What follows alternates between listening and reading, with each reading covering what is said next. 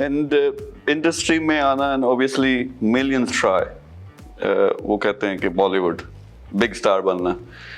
Tell us about your struggle. Like, how was it easy for you? You have to go through so many hoops to get where you are.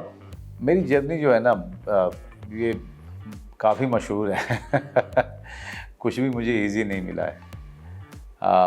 लेकिन उस पर मैं ज़्यादा देर तक बैठ करके रोने वाला आदमी नहीं हूँ, कभी भी नहीं रहा. जब मैं 18.5 years का था, जब मैंने गांव छोड़ा था अपना, तब से लेकर आज तक मैं दुखी होता हूँ 5 घंटे के लिए. And the 7th hour I'm up, I'm again trying, I'm again working hard to get where I want to get there, right?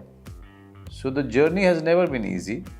Journey has been full of what do you call, full of failures, full of thorns, but I wanted to just enjoy what I always wanted to do, and that is acting, right?